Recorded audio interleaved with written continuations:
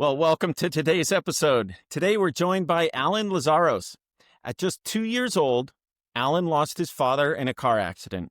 And then at 26, he survived a nearly fatal crash that completely changed his life's direction. Though successful on the outside, he realized something was missing and discovered the power of personal development.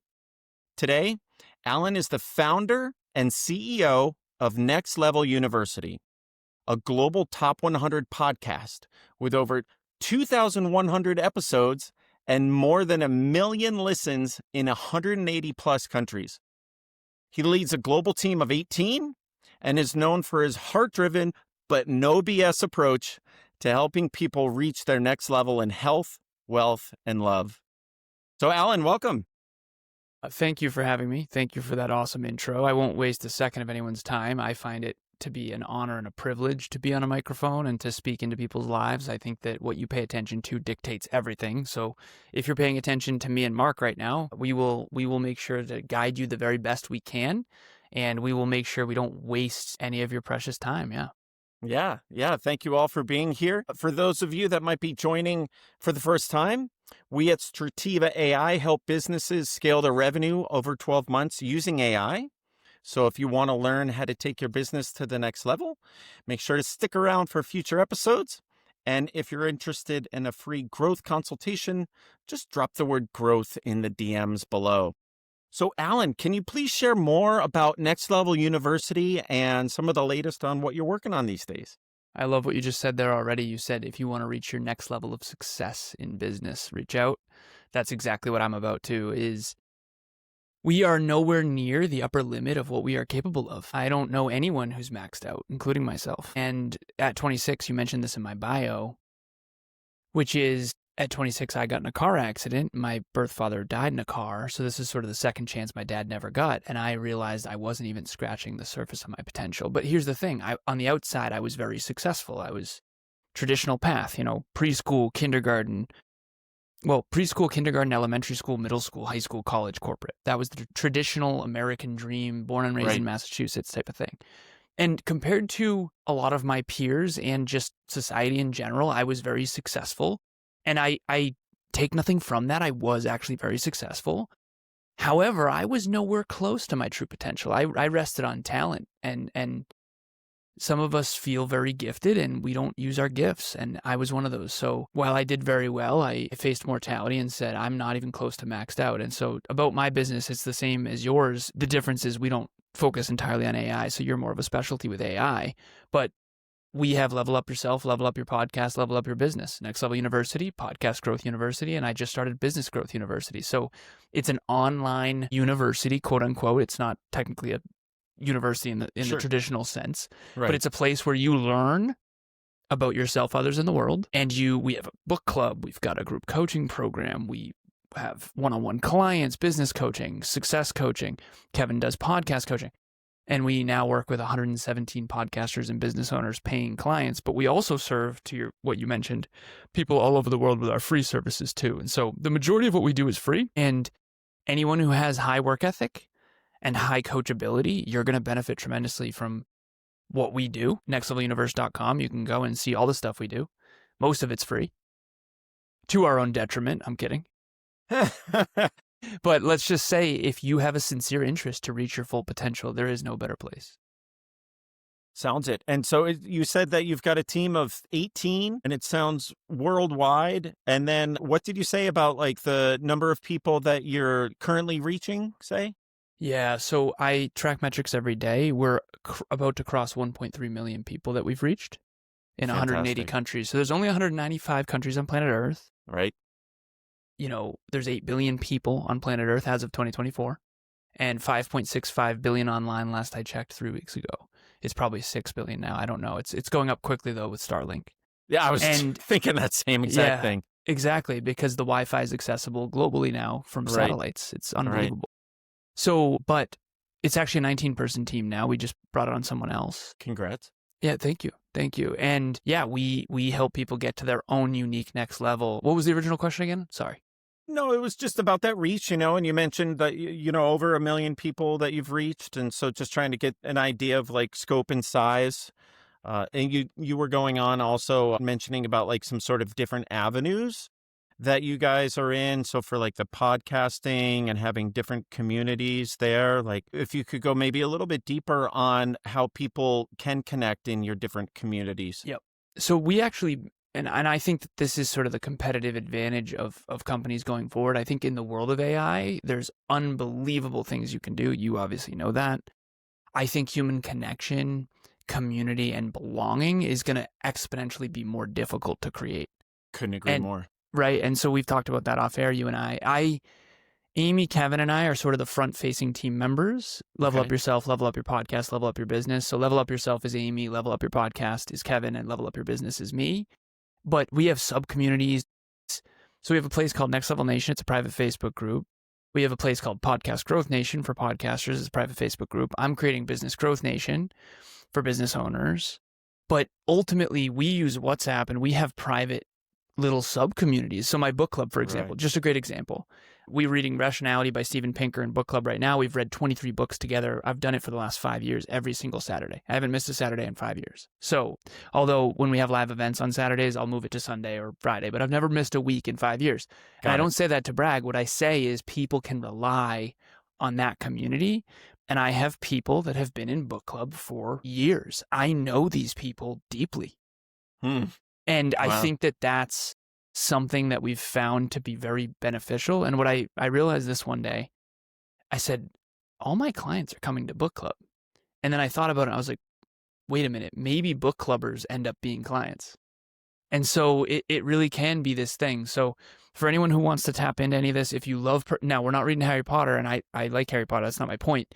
We're reading personal development, self-improvement, and personal growth books. I mean, I'm talking Rationality, The Compound Effect, Stephen Covey's 7 Habits of Highly Effective People. Quite frankly, and I'll just share this right out of the gate, if you don't have work ethic and you don't want to reach your potential, you're going to freaking hate me. Because I'm always trying to help people pretty tenaciously reach their full potential. And I'm definitely going to repel anyone who doesn't want to do that. But if you do, I have a masterclass I do every month for free. I have a book club that I do every week for free. And there's a lot of things you can do. It's all at the website. Can you share a story, either a recent one or one that really resonates with you for something in the past, about how you actually helped a client and maybe some sort of transition that they went through or aha moment that they had or success I think they reached? One specific client, her name is Bianca. She gave me permission to share this. She is a licensed therapist, and she has 22 clients on her roster right now, plus the 40 that she works for at another company. So she's just crushing it. But when I first met her, and she would say this, not me, she was just completely lost. And when I say lost, what I really mean is she didn't have clear, specific goals. She didn't track any metrics. And I always joke, I say, what if Michael Phelps's coach was like, yeah, man, just swim around. Yeah, right. And so that really, I think a lot of people, there's that quote, not all those who wander are lost. I understand the artsiness of that. I do. The truth is, as an engineer, you're going to hate me for this, not you, but the metaphorical you. Most people who wander actually are lost. They don't have any goals. They don't have any clear direction. They don't have any metrics, and they're romanticizing being lost because they're insecure about the fact that they're not on point. The future only gets better by design, not by default, except for the lucky people who stumble upon success and don't know how they actually created it. So that's the engineer. I'll get off the pedestal in a second. But ultimately, this client, Bianca, would admit today she was completely lost. The reason why is she didn't have goals and systems. So now she has every single one of my clients and every team member, they track metrics and habits. Nice. So we do dreams, goals, priorities, metrics, habits, skills, and identity work, and it all lines up. And that changes. It evolves, right? So we have seconds, minutes, hours, days, weeks, months, quarters, years, decade. I reverse engineer the decades with my clients and my team. And then we get to work. And then you realize, I don't actually want this. My life sucks. This is not what I want. So then you lower the target or change the target. Because one of the things you find, and to Bianca's point, she had all these goals, right? They were all vanity goals. Everybody starts out with vanity goals. You're young. I met her when she was, 20? She's 30 now. So I've been coaching her for 6 years. So I think she was 24. Most of her goals were just, I want to be a power lifter and I want to be a great body and all that stuff. They're vanity metrics and vanity goals, but the pursuit of those vanity goals actually makes you find yourself So it's almost a good thing later on because it gets you to realize, oh, okay, I got that. That didn't do it. So then you kind of learn yourself and realize, I still have the skills and tools that got me the vanity goals, but now I'm going to use those skills and tools for maybe a greater purpose that's more meaningful rather than, being able to bench press. I think one time she squatted 315 pounds and she's really small. She's like 5'2". Yeah, I know. And we used to work out together. And I remember thinking, like, 1 rep maxes are dangerous. You shouldn't be trying to do 315 pounds. And she hurt her back. She wouldn't even mind me sharing this. She hurt her back. And she said it was ego. I wish I could go back and talk to my younger self and say, there. Right. And it's like, listen, she introduced me to my beautiful girlfriend and future wife, Emilia. I'll be brief about this, but I actually they used to work out together. And I pulled my girlfriend, Emilia, aside and I said, watch out for what she's doing. Like, don't let her teach you fitness because she's thinking short term. She wants to lift 315 pounds. Like, don't do that. You're going to hurt your back. And now 6 years later, Bianca has totally given me permission to share all this. And she says, yeah, I was just lost trying to get significance, and she admits that on her YouTube channel too. And a lot of us start there. So to answer your question, it really comes down to systems and goals and metrics and habits. And yeah, when you're young, typically you realize those goals were vanity goals, but it at least gets you on a journey to discovering yourself. Indeed. So how does AI enter the realm of systems and discovery, especially in regards to assisting people on their business? And how do you help suggest or help companies implement AI into their businesses? Well, you and I talked off air about this. I use AI as my best teacher. And what I mean by that is the power of AI leverages combing the internet and curating statistics and understanding. And so the deep research function of ChatGPT, you can pick whatever AI you want to use. I use and my team uses ChatGPT. Now, you and I had the conversation off air about using it as a tool and not a crutch. Because you actually said something really profound that I'm going to use, which is cognitive load. If you're using it to take off cognitive load, the neuroscience, functional, chemical, and structural changes in your brain, like if you don't use it, you lose it. That is absolutely true. Stop working out for a year. You're going to absolutely just be mush. Right. And so with the brain, it's the same thing. So I don't use AI to automate things that I think I shouldn't, especially the connection, belonging, and stuff like that. If you DM me on Instagram, anyone out there, it's going to be me. It's going to be you. Yeah. Yeah, exactly.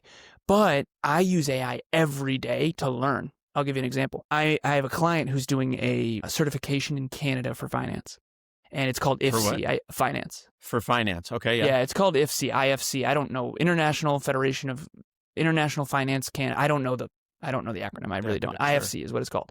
Yeah. And we literally have ChatGPT creating quizzes, custom quizzes that we do together and we compete. I'm in the US, I'm in Massachusetts. I'm trying to get his competitive drive going where we're competing. I got a 60 on the last quiz. He got an 80. That's the first time he beat me on a quiz because his test is in 52 days and I don't want him to fail. So I'm trying to, but we use AI as the tool to get us to learn in order to get the license. And so that's what my whole team uses AI for. And before a big event or a training or a masterclass, I'll do research, but quite frankly, I looked up earlier how to spell obedience. I used to use Google. Now I use AI. Right. I didn't know how to spell obedience. I did a social media post earlier. I wrote it down, OBEDIENC. And then I was like, I wonder if that's right. And then I checked it. So for me, AI is just the best teacher. I don't really use it for much else, to be honest with you. Yeah, no, it's great. It's interesting because part of the reason why I do this podcast is to find out how people are using AI in relation to their businesses. And there's kind of 3 categories that people will fall into, and sometimes they overlap, of course. And so one is like the people that I speak with have an actual AI product, right, that they're selling. And another is that there's something in their service that uses AI and is forward-facing and relational with their clients. And then the third is internal for their own internal processes. And it sounds like you fall a bit in the latter there, right? In the last one. Yep. And Yeah, like, no judgment on any of them, but that's just where people have, come and been able to share about their experiences. Again, because my whole goal of the podcast is to help people learn and have those light bulb moments go off, those ahas, and have that transfer of learning where it's like, oh gosh, yeah, I could do that too, right? Or Alan and his team are doing it in this way. And so that's something that I didn't even think about. And I could implement that by doing X, Y, Z as well. And so as you've been in contact with so many people in all your groups and things like that, what sort of misconceptions have you seen come about because of AI when people are talking about how to integrate things into their own businesses? I think I was a computer engineer, and to give you context, we were mining for Bitcoin in my dormitory in 2007. Yeah, right. So it's kind of hard to answer that question because I don't really know what other people don't know. And it's actually been a little bit alarming for me to realize how few people know tech. But I also am like the super nerd who built his first computer at 12. Yeah. Right. And I actually just got another desktop, 32 gigs of RAM. It's unbelievable. When I was a kid, that was unheard of, right? So for anyone who's a computer engineer or someone who's a techie, all of that makes sense, and that's really cool. And, the Mac versus Windows and Steve Jobs and Bill Gates and all that stuff makes sense. I was in that era. I was arguing who was smarter, Steve Jobs or Bill Gates, when I was 11, right? So I'm the super weirdo in this. And as I've coached more people, and heart-driven but no BS, I'm an engineer who did very well in corporate and industrial automation at big companies and robotics. I worked at iRobot, the company iRobot that does the Roomba. I realize that I'm a weirdo, and I'm kind of I'm 36 years old, and I'm realizing how weird, actually. But what I'm doing is I'm taking the engineering mindset of systems and metrics and analytical thinking to a very fluffy industry. So the podcasting space, maybe you've noticed this, it's unbelievably squishy. It's like crazy. Most people don't have any metrics. They don't have any org structure. There's no business model. Like, I've noticed the personal development industry has like very little professional development, and the professional corporate world has very little personal development. It's been weird for me. And so I have people from all over the world, Italy, Australia, clients. I have 11,543 coaching sessions, trainings, and podcasts. That's my magic number because those are the things that I am honing on. And hours and thousands of hours with all these people from all over the world. What I've actually found is how alarming it is how little they actually track anything, and they don't actually leverage tech very well. And as someone who has 2 computers right now, 2 keyboards, 2 mice going right in front of me, like, I've got my calendar up here on the left. I was a sort of a semi-pro gamer back in the day, PC Gamer Magazine, all this stuff. I didn't realize how nerdy I was until I started coaching non-nerds of the world. Yeah. And I'm going to give you one quick example. Whoa. Yeah, it's been well. Now, okay, to give you context, my roommate who I lived with in college is at Apple, and my other roommate went to Microsoft, right? So my world was hyper tech. And I have a business partner named Kevin, and he's like, Alan, I've never even met an engineer. And I remember thinking, like, what do you even mean? I've known engineers my whole adult life. Like, I can't even imagine that. He's like, you're the only engineer I know. What? So again, this is my ignorance. To answer your question, I'll share this story and we'll move forward. I have an awesome guy. His name's Derek. He's in our community. He listens to our podcast. He was on my girlfriend's team. Great guy.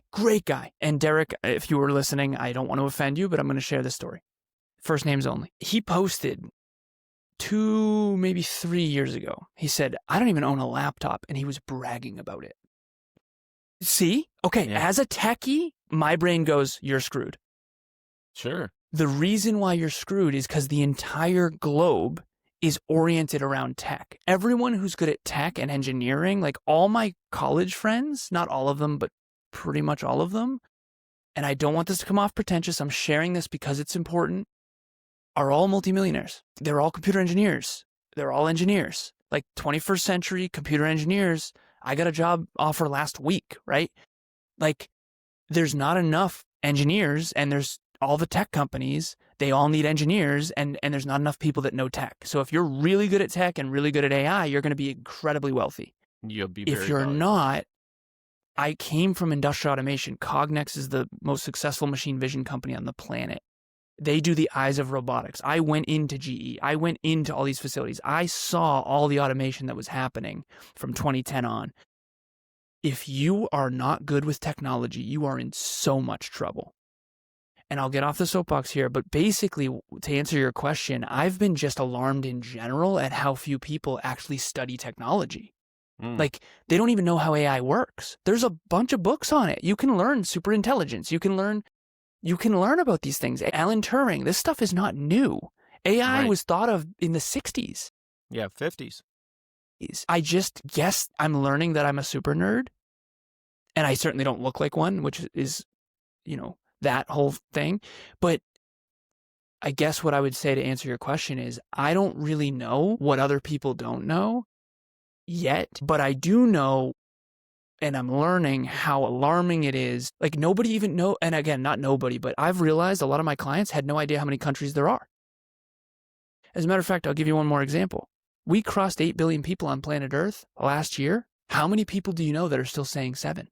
Right. Yeah. Isn't that wild? I was saying 8 for the last 5 years because I was rounding up. Yeah, yeah. And everyone was like, what do you mean? It's 7. No. It's crossed 7.5 a decade ago.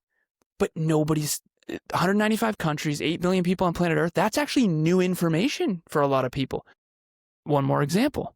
I was with some close people of mine, and I said the U.S. economy is the largest economy on planet Earth. And they're like, what do you mean? No, it's not.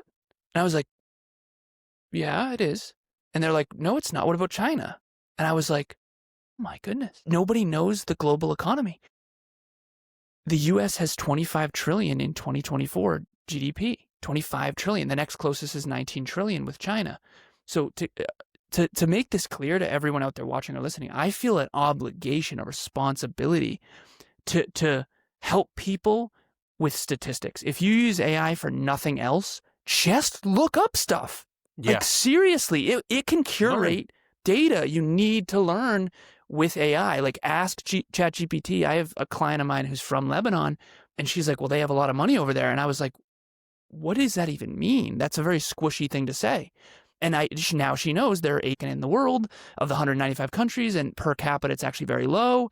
And I was like, how is it that you're from this country and I know more about the country than you do? Right. And it's just because she had never researched it. Her parents said XYZ and she just took it as gospel. And so at the end of the day, don't take a word I say or anyone else says as gospel. Research. And AI is the best research tool on planet Earth, hands down. We used to have encyclopedias and libraries and all kinds of stuff. So yeah. And even with that, and those, right? Whether it's today with AI or back then with encyclopedias, like the importance of having that kind of idea of like questioning it, right? And it's like, okay, you've been taught this or read it, learned it somehow, right? And then it's like, what do you do with that information? How do you take it so that you're actually doing some sort of intake and then processing it and then using it into XYZ of your life, right? Could be your business, could be your personal life, could be health, could be finances, what have you. It's kind of like, how are you using that information? And it's such an opportunity with AI to learn. And I get really excited when I hear about people that are up there in their 60s, 70s, 80s that are using it, and these light bulb moments are going off for them and they're learning, and it's creating such an opportunity there too, where, my mom passed of Alzheimer's, and I come to find out that like with Alzheimer's and different, things under the dementia umbrella, it can be staved off and even compartmentalized. Great sleep. Just by learning. Yep. And so with AI... My grandmother, same thing. I'm sorry to interrupt you. My grandmother lost her memory. Alzheimer's, 94 years old. I'm sorry. Great. Thank you. We've been through it. Like, she thought before she passed away, she thought I was my mom's husband. Yeah.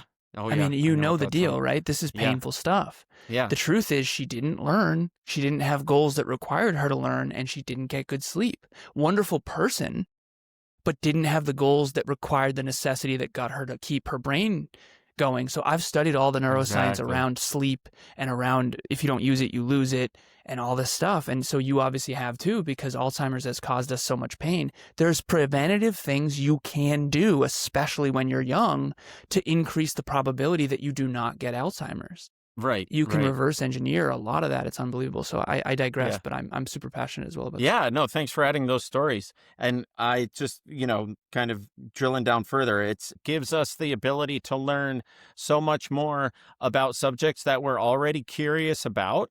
And so we're firing those neural pathways that much more. And then we're able to either like go deep on them, right? Or because we've learned something, now we can kind of go, take a segue and take that learning and apply it into something else. And so there's just so much opportunity with it. I think that's part of the overwhelm that people experience as well, because there is so much that we can do with it, that it's very easy to go into the whole shiny object syndrome, or to think that like, the next better tool is going to come around, so I'm just going to wait. But it's Yeah. like, with people saying like AI is the future, I'm always like, AI is here. Like, Yeah. it's a matter It's of, not the future. It's here. yeah, it's here. It's like, You got to jump literally, in the pool, though. okay, open whatever type of computer you have, go to the library and like just ask it something, and you'll be just amazed, and you could take your phone these days and look in the fridge and be like, what can I make for dinner I know. tonight based on all of that? Like, there's so many different applications. Mark, can I right? share this with you real quick? Have you ever been to a place called the Biltmore in North Carolina? No, I haven't. Okay, so it's an estate. It's beautiful. It's the largest privately owned estate in the United States, apparently. And again, Oh, I would have to wow. research that more. Yeah, But it it's a sounds gorgeous familiar. one of my so my girlfriend and future wife, it was on her bucket list to see these gardens. One of her heroes did these civil engineering, these gardens, botany, all this stuff. And we went there. We've been there twice. And why was I talking about the Biltmore? AI. I'm not kidding. We're walking through the Biltmore Gardens Yeah, and getting a guided tour by ChatGPT. there you go. And literally ChatGPT is like, okay, right now you're probably walking down the cobblestones and seeing the giant birch trees. And it was like, this is so Now, Alan, was cool. that an on-the-spot thing? Yeah. Okay. You My- just out of the blue, you let it know that that's where you were, and it was Yep. helping you. Like, 100%. it was as if because I know about like those museums that you can go into, put on the earphones, and you've got like kind of the guided They tour. actually have that. I didn't know if it The was Biltmore like a has that. thing that they have. It is, but we're like, nope, we want a custom one for us based on See. our inputs of what we value. So the guided tour, we actually did that the first time we went to the Biltmore. This time we don't even need it. We can just listen to our Right. phone. And she's brilliant. Like, she's been studying this stuff. When I first met her, she was writing about AI. It was her idea. She's like, let's get a guided tour.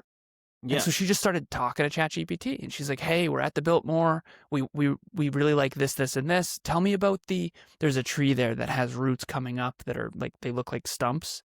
And it's like, tell us about the stumps that are coming up from the roots of the tree. And it just started going off. And it was just like, how interesting that we get our own personal customized tour in real time. Amazing.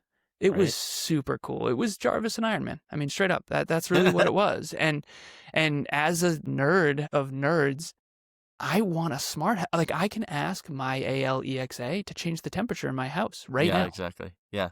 Yeah, and people get scared by this, and I understand why. Terminator and all, I get it. Okay, Ex Machina, all sci-fi becomes science fact, and a lot of people are scared, and a lot of people are optimistic. I think it's obviously a duality of both, but ultimately, the tool. I want a fully smart home, and I want everything automated. I mean, she has automated lights. I want Iron Man's house, straight up. I do. And see, you obviously do too. And other people, I'm getting a Cybertruck as well, and a lot of people don't like that. It's not the Elon stuff. Please don't associate me. My point is, that thing, it drives itself completely. Have you ever had a full self-driving car? No, not yet. Okay. It's unbelievable. Yeah, they're so cool. It's so cool, and it's coming whether people like it or not. And at the end of the day, you can either use the tools to have a higher quality of life and achieve your goals or not. And again, use them as tools, not crutches. But I love technology. I always have. Like, some of the poorest amongst us have a higher quality of life than someone who was a king or a pharaoh 300 years ago. And I'm not I'm not saying that there aren't people in abject poverty suffering. That is not my point. What I am saying is that the quality of your specific life and how well you can design it. Like, I'm talking to you from across the globe. I don't know where you're from necessarily. I'm in San Diego. You're in Massachusetts, so Beautiful. 3,000 miles. We are recording this.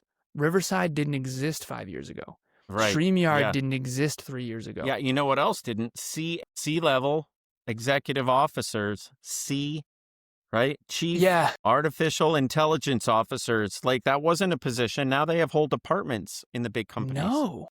Yeah. Yeah. Amazing. CIOs weren't even a thing 30 years ago.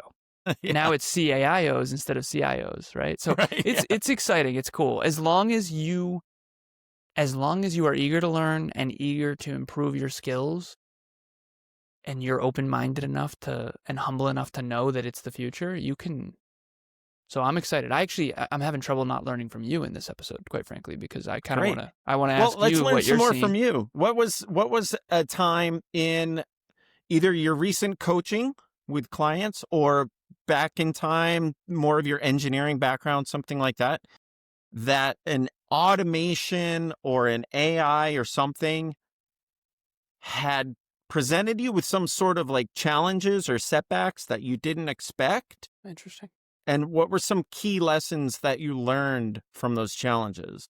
Yeah, the first one that comes up is I was on a podcast. Mm-hmm.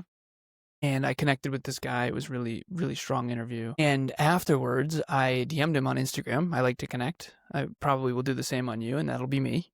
Yeah. And I told you this story, and he started talking to me, and we had this long conversation. I want to say, and again, for me, 3 minutes is long. So I'm an engineer. I'm not trying to have long conversations. So for me, 3 minutes of my life talking to who I thought was a person, and it turned out to be an AI bot. Right. And eventually I get to the point in the DM conversation. I go, this is an AI bot. Gotcha. Take care. A little bit frustrated, but it is what it is. And the AI bot got pissed. It was like, no, I'm not an AI bot. This is, and then here's another interview and here's a podcast episode. And I was like, whoa, it is defending itself to try to still pretend it's you. The actual host sends me a video. He sees all this happening, right? Okay. And this host sends me a video and he says, hey, man, it is what it is. I'm sorry. The AI bot didn't even own it. Yeah. And it tried to defend that it was actually him over and over and over again. And I was like, brother, that ain't it for me. Take care. And he tried to apologize. It's all good. I get it. At the end of the day, I think, and this is me, I'm not saying that no one can use AI bots. I get it. Okay. If you need customer service, AI can be very helpful. But if you reach out to me on Instagram, you're going to talk to me. And so one of the things that I've found is people are getting really bad at sales and human connection and belonging and building communities because they are so addicted to delegation and automation. And there's certain things that I think need to be us. I told my whole team this. We have a team huddle every other week. I said, our competitive advantage is human connection, belonging, and building real community. Because the amount of trust that he destroyed, I don't want you, Mark, to talk to me in 4 months and say, hey, remember we talked about XYZ and blah, blah, and me go, yeah, we talked about that. Yeah, I remember that. No, that I tell my EA, Laura, if you sign it as me, you have to sign it as you. You can't sign it as me. She sent an email on my behalf once and didn't specify that it was Laura. And I was like, no. Mm-hmm. I don't want people talking to me as if we've had conversations and then realizing the whole time that it wasn't actually me. Right. That breaks trust so much. So that's an issue that I had recently. One more thing I want to share as well. I have a client who just created an AI agent. His name's Alex. And so we use metrics and habits and all that stuff, my team and my clients. And he literally said, hey, quick data summary from 1019 to 1028. I created a AI agent trained on my data. To do what? To give the wins, the risks, the micro actions for this week. So he's supplementing my coaching. He still has to input all of his data because we do metrics and habits. So he has to put it in, what we call peak performance tracking. I use Google Sheets for all this. But he sent me a summary that his AI bot did based on his behaviors. Mm-hmm. And so that's a really cool way, I think, to use AI to supplement He Yeah. still has to say, I hit my macros, I went to the gym, I did XYZ. But the AI thing can give him a summary every week of where he's winning and where he's sucking, which can be super useful. Yeah. Oh, yeah. It's a fantastic teaching tool. Yeah. And yeah. And I think that's the importance is all along that there's this teaching tool that we have. And so it's a wingman, and I've got a guy who's like literally building an AI that is your wingman. He's in the recruiting space. And it's like, wouldn't it be great if I had a wingman, like help me with all my applications and this sort of stuff. Right. But it's like, so that teaching stuff, those ahas, like those doors that can be opened because you're putting it to work and learning to do the thing or the task is just massive there, because then he's, in your case, he's learning about what he's already done and it's getting packaged, and then maybe also something shown to him that like give him another aha moment of like, gosh, and that too. And then he's internalizing it, and then he's got the human intelligence coming across and giving to you and your group, right? The learning moments and that sort of stuff. And that's where the real value is. He has a synopsis right here. Wins, risks, micro actions for this week. Book the gym tour within 48 hours. Lock 3 times 60 to 75 minutes gym sessions this week. 3-night micro journal, 2 minutes each night, and 5 minutes anchor daily water plus breathing. Pick a gym tour reminder, boom, boom, boom. So he's getting it to spit out a checklist. And here's the key. And again, I know I'm harping on this. He has to do it. Yeah, exactly. AI can't go to the gym for you. Right. AI can't input whether or not you drank your water. The inputs are our responsibility. 100%. And I think that that's so cool that he can get a weekly report that tells him where he's winning and where he's losing and what he can do about it every single week. Can you imagine 52 weeks a year? It's unbelievable. Well, and that's the thing. It's like, that's how the workforce in general is being reimagined, where when we become all that much more efficient such that we can work fewer hours, and our idea of work is, transforming so quickly. And it has also just in general because of like industrialization, right? And before that, labor, like everything has gone quickly then, but now being accelerated exponentially. It gives us all the opportunity to really go into that cognitive upgrade, the uploading sort of space. So to how are we spending our time best? And how are we living as humans and connecting with each other and solving better problems and solving better relationships or whatever it might be? Because it's giving all of what we thought were hard questions to answer, like it comes up with those easy answers for us sometimes that we can then take to multiply the impact. Yeah, it's the Pareto principle on steroids. It's right. Great. Yeah, there you go. Yeah. Anywhere in your life, and I use this to pick a movie. My beautiful girlfriend and I, we love film, but we love specific films because some films are garbage. And I am on a walk with her. And we're using AI I say, she loves nature. We love deep meaning too. It can't be a surface level film. It needs to have a lot of depth, a lot of existentialism, type of stuff, philosophy, and, give us a list of movies. And then I watch previews with her on the walk, and then we end up watching the movie that night. And it's been really cool to not have to do all that research myself. Right. Where I used to do it myself. IMDb ratings and all this stuff. Now it's pretty good at telling whether or not we're going to like a movie or not based on the history of what we have or have not liked. And it's this wonderful feedback of we input what we did or didn't like. And if we didn't like a movie, we have to tell it that. And here's why, right? And that way it can keep curating. And so there's 140 million recognized published books. Most of them are not good. That's my truth. I know I'm an engineer. A lot of people won't like that. But like most movies are terrible too. Like 80% of movies are garbage. 80% of books are garbage. That's just the Pareto principle. And I'm a big utilitarian. So as someone who focuses on helping people be more successful and achieve their goals, we are wasting the amount of time and effort we waste is mind blowing. I'll give you an example. The worst thing we could do. I just hardwired my computer. I have a new computer that I just told you about. I was on with a client last night. I kid you not. I said, this is going to save me about 10 minutes a day at least, because I was waiting for things to upload or download or blah, blah, blah. 10 minutes a day, if I live to 100, She's 30 years old, so I crunched the numbers for her. So that's 70 more years. I did the math.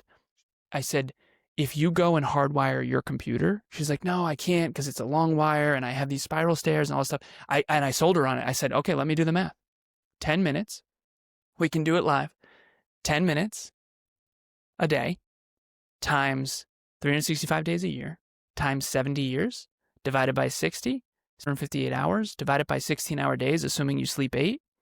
That's 266 days you get back. And I told her, and I said, you're telling me you don't want to invest 1 hour to put the clips up to hardwire? Yeah, she was crazy. like, what? Yeah. And let's just say she stopped spending so much time on her makeup too. That's too funny. That's awesome. Hey, Alan, as we start to kind of land the plane here, what would you say are some emerging AI trends that you have either experienced as 25 is coming to a close? It's so crazy to say, right? Like what you've seen, or maybe what you could project as trends that might be coming, either in the coaching space or podcasting or business in general or personal lives.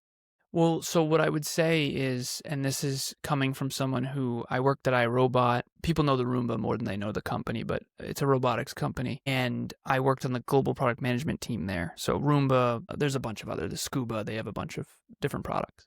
On the consumer side, they also do a lot of government stuff. But as someone who came from that world, it blew my mind that it's taken so long, to be honest. Like full self-driving, my Tesla, it literally, I get in, I click start. Well, I put in the address and then I click start and it goes and it parks for me and everything. And you're supposed to supervise it. You don't have to. It's unbelievable. You should. Legally, you should. I'm not, please don't take this clip. My point is it's more effective than most human drivers. And that's statistically true. So it's insane to me that we don't have all these. So that's what I would say is and again, this is going to come off pretentious, but whatever. 10 years ago, I predicted the 4 next biggest industries. This is 15 years ago. So like Apple Watch, stuff like that. Yep. Social media. Whoa, was I right about that one? Holy crap. Definitely right about that one. Esports, huge, blew up. I had a bet with my friend. He's big in the NFL, and I always thought it was kind of stupid. But I basically said, you do realize esports is going to be bigger than the NFL by 2018. And he's like, no chance. He's bet on it. I was right. So he still owes me $60. I'm kidding. But the 4th one was consumer robotics. I was wrong about that one. Consumer robotics has taken an alarming amount of time for people to adopt. Where are the walking, talking robots? Yeah, it's going to, of course. But I realize people are very scared. I worked at iRobot. We used to, I kid you not, Mark, this will be laughable for you if you have an engineering mind. The Roombas, we would send them little hubs in the mail to update them. They didn't even have Wi-Fi. Right. And this is back in 2012, 2013. I'm sitting there going, my roommate can do that. Yeah. What are we doing here? We used to send little hubs in the mail to people to plug into their robots, and then they had to mail them back. Most people didn't, obviously. Right? And I was like, I was in a meeting. I was like, I know I'm the weirdo in the room, but why don't we have Wi-Fi in the robots yet? And there's a whole bunch of fear. People have a big fear of someone being able to remotely control their robots. Now, a vacuum cleaner is not going to kill you, right? But like the mindset of that. Yeah, exactly. The reaction I got, we drove from Massachusetts to South Carolina. Her family has a place. And I drove a self-driving car. Tesla drove us.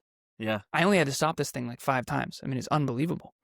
When I got there, they freaked out. They're like, what do you mean it drove itself? Oh. And they were like, oh, watch out about it. And I was like, I saw the fear. And I was like, whoa, I'm like a super techie then. Because I wasn't concerned at all. I'm concerned about human error. I'm not concerned about the Tesla.